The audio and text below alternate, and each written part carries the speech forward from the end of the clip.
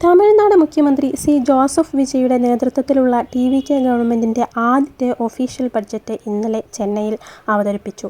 Budget എന്ന് കേൾക്കുമ്പോൾ തന്നെ ഒരുപാട് ജനക്ഷേമ പദ്ധതികളും സ്വർണ്ണ നാണയങ്ങളും ഒക്കെ തമിഴ്നാട് പ്രഖ്യാപിച്ചിട്ടുണ്ട്. അതൊക്കെ നല്ല കാര്യം തന്നെ. പക്ഷേ ആ ബഡ്ജറ്റ് പ്രസംഗത്തിനിടയിൽ കേരളത്തെ നേരിട്ട് ബാധിക്കുന്ന നമ്മൾ മലയാളികൾക്ക് വലിയൊരു ഷോക്ക് തന്ന ഒരു പ്രഖ്യാപനം കൂടെ തമിഴ്നാട് ധനമന്ത്രി എൻ.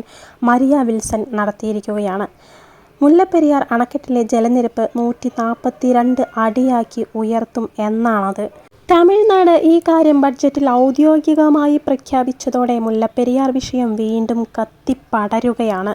കേരളത്തിൻ്റെ സുരക്ഷ, തമിഴ്നാടിന് വെള്ളം എന്ന് നമ്മൾ എപ്പോഴും പറയാറുള്ള ആ പഴയ വലിയ ചർച്ചയിലേക്ക് ഇത് വീണ്ടും വഴിമാറിക്കൊണ്ടിരിക്കുന്നു. ഇന്നലെ ചെന്നൈയിൽ നടന്ന കാര്യം എന്താണെന്ന് വെച്ചാൽ, തമിഴ്നാട് ധനമന്ത്രി എൻ. മരിയ വിൽസൺ ബഡ്ജറ്റ് പ്രസംഗത്തിനിടയിലാണ് മുല്ലപ്പെരിയാറിനെക്കുറിച്ച് സംസാരിക്കുന്നത്. അദ്ദേഹം വ്യക്തമാക്കിയത് ഇതാണ്: നിലവിലുള്ള സുപ്രീം കോടതി ഉത്തരവുകളുടെയും നിയമപരമായ കരാറുകളുടെയും അടിസ്ഥാനത്തിൽ മുല്ലപ്പെരിയാർ അണക്കെട്ടിൽ ആവശ്യമായ അറ്റകുറ്റപ്പണികൾ നടത്തി ജലനിരപ്പ് 142 അടിയാക്കി ഉയർത്താൻ തമിഴ്നാട് സർക്കാർ മുന്നോട്ടു പോകും എന്നാണ്. ഇതൊന്നും കൂടാതെ വേറൊരു മുഖ്യമായ വിഷയം இருக்குது. കേരളം ഒരു പുതിയ ഡാം വേണമെന്ന ആവശ്യം ഉന്നയിക്കുന്നുണ്ടല്ലോ. അതിനോട് തമിഴ്നാടിന് ഒട്ടും യോജിപ്പില്ല. അവർ പുതിയ ഡാം നിർമ്മിക്കാനുള്ള കേരളത്തിൻ്റെ എല്ലാ നീക്കങ്ങളെയും ശക്തമായി തന്നെ എതിർക്കുമെന്നും ബഡ്ജറ്റിലൂടെ ഉറപ്പിച്ചു പറഞ്ഞിട്ടുണ്ട്. നമ്മളൊക്കെ വിചാരിച്ച ഒരു കാര്യമുണ്ട്: വിജയ് വന്നാൽ കേരളത്തോട് കുറച്ചുകൂടി ഫ്രണ്ട്ലി സമീപനം ഉണ്ടാകും എന്ന്. എന്നാൽ ഒന്ന് കേട്ടോളൂ. നമ്മൾ ഒരു കാര്യം മനസ്സിലാക്കിയേ പറ്റൂ. തമിഴ്നാട്ടിൽ ആര് ഭരിച്ചാലും, അത് സ്റ്റാലിൻ അണ്ണാച്ചി ആയാലും ADMKയുടെ എടപ്പാടി പളനിസ്വാമി അണ്ണനായാലും ഇനി നമ്മുടെ വിജയ് ആയാലും, മുല്ലപ്പെരിയാർ വിഷയത്തിൻ്റെ തമിഴ്നാടിൻ്റെ രാഷ്ട്രീയ നിലപാട് ഒന്ന് തന്നെ ആയിരിക്കും. കാരണം അത് അവിടുത്തെ 5 തെക്കൻ ജില്ലകളിലെ ലക്ഷക്കണക്കിന് കർഷകരുടെ ജീവനാണ്. അവരുടെ കൃഷിയുടെയും കുടിവെള്ളത്തിൻ്റെയും പ്രശ്നമാണത്. അതുകൊണ്ട് തമിഴ്നാടിൻ്റെ അവകാശങ്ങൾ സംരക്ഷിക്കുക എന്നത് അവിടുത്തെ ഏതൊരു സർക്കാരിൻ്റെയും കടമയാണ്. ഇതൊന്നും കൂടാതെ കാവേരി നദീജല തർക്കത്തിൽ കർണാടകത്തിന് ഓപ്പോസിറ്റായും മേഘദാത് അണക്കെട്ട് നിർമ്മാണത്തിനെതിരായും ശക്തമായി പോരാടുമെന്നും അവർ ഈ ബഡ്ജറ്റിൽ പറഞ്ഞിട്ടുണ്ട്. ഇതെന്തിനുള്ള പുറപ്പാടാണെന്ന് ദൈവത്തിനു മാത്രം അറിയാം. നമുക്കിതിൻ്റെ ഫ്ലാഷ് ബാക്കിലേക്കൊന്ന് കുറച്ച് പോയിട്ട് വന്നാലോ? എന്നാൽ മാത്രമേ തമിഴ്നാട് എന്തുകൊണ്ടാണ് ഇത്രയും സ്ട്രോങ് ആയി ഈ 142 അടിക്ക് വേണ്ടി വാദിക്കുന്നത് എന്ന് മനസ്സിലാകൂ. ബ്രിട്ടീഷുകാരുടെ കാലത്ത് 1895 ഈ മുല്ലപ്പെരിയാർ ഡാം നിർമ്മിക്കുന്നത്. അന്നത്തെ മദ്രാസ് പ്രവിശ്യയും തിരുവിതാംകൂർ മഹാരാജാവും തമ്മിൽ 999 വർഷത്തേക്കാണ് പാട്ടക്കരാർ ഒപ്പിട്ടത്. ഡാം ഇരിക്കുന്നത് പൂർണ്ണമായും കേരളത്തിൻ്റെ ഭൂമിയിലാണ്, അതായത് ഇടുക്കി ജില്ലയിൽ. പക്ഷേ അതിൻ്റെ നിയന്ത്രണവും അതിലെ വെള്ളം കൊണ്ടുപോകാനുള്ള അവകാശവും തമിഴ്നാടിനാണ്. തമിഴ്നാടിനെ സംബന്ധിച്ച് മധുര, തേനി, ദിണ്ടിക്കൽ, ശിവഗംഗ, രാമനാഥപുരം തുടങ്ങിയ 5 തെക്കൻ ജില്ലകൾ പൂർണ്ണമായും ആശ്രയിക്കുന്നത് ഈ മുല്ലപ്പെരിയാറിലെ വെള്ളത്തെയാണ്. അവിടെ കുടിക്കാനുള്ള വെള്ളം വേണം, കൃഷി ചെയ്യാൻ വെള്ളം വേണം. ഈ ഡാം ഇല്ലെങ്കിൽ ഈ പ്രദേശങ്ങൾ മുഴുവൻ വരണ്ടു പോകും.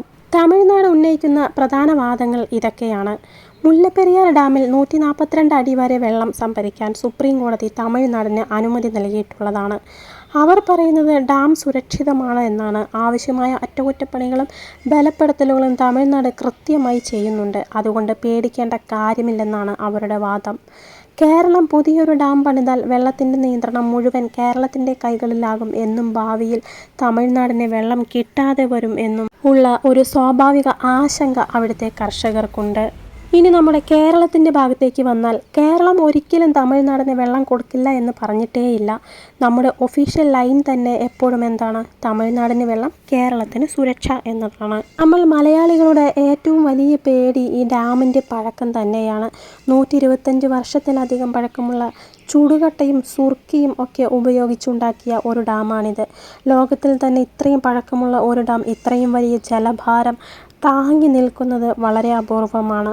പരിധിക്കപ്പുറം വെള്ളം ഉയർന്നാൽ, പ്രത്യേകിച്ച് ഈ ബഡ്ജറ്റിൽ പറഞ്ഞതുപോലെ 142 അടിയിലേക്ക് എത്തുമ്പോൾ, ഡാമിന് എന്തെങ്കിലും സംഭവിച്ചാൽ താഴെയുള്ള ഇടുക്കി, കോട്ടയം, എറണാകുളം, ആലപ്പുഴ, തൃശ്ശൂർ തുടങ്ങിയ ജില്ലകളിലെ ലക്ഷക്കണക്കിന് മനുഷ്യരുടെ ജീവനാണ് അപകടത്തിലാകുക. ഇപ്പോഴത്തെ കാലാവസ്ഥ നമുക്കറിയാവുന്നതാണ്. എപ്പോഴാണ് അതിശക്തമായ പ്രളയവും ഉരുൾപൊട്ടലും ഉണ്ടാകുന്നത് എന്ന് പറയാൻ പറ്റില്ല.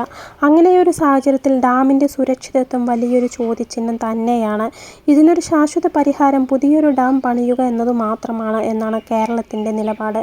പുതിയ ഡാം പണിതു കഴിഞ്ഞാൽ തമിഴ്നാടിന് കരാർ പ്രകാരം കൃത്യമായി വെള്ളം കൊടുക്കാം. അതോടൊപ്പം കേരളത്തിലെ ജനങ്ങളുടെ നെഞ്ചിടിപ്പ് മാറുകയും ചെയ്യും. ഇനിയിപ്പോൾ തമിഴ്നാട് ബഡ്ജറ്റിൽ ഇങ്ങനെ പ്രഖ്യാപിക്കുകയും ചെയ്തു. ഇനി എന്താണ് സംഭവിക്കാൻ പോകുന്നത്? കേരളം ഇതിനെ വെറുതെ വിടുമോ? ഒരിക്കലുമില്ല. കേരള സർക്കാർ തമിഴ്നാടിൻ്റെ ഈ ഏകപക്ഷീയമായ പ്രഖ്യാപനത്തിൽ തങ്ങളുടെ ശക്തമായ ആശങ്കയും പ്രതിഷേധവും കേന്ദ്ര സർക്കാരിനെയും സെൻട്രൽ വാട്ടർ കമ്മീഷനെയും അറിയിക്കാനുള്ള തയ്യാറെടുപ്പിലാണ്.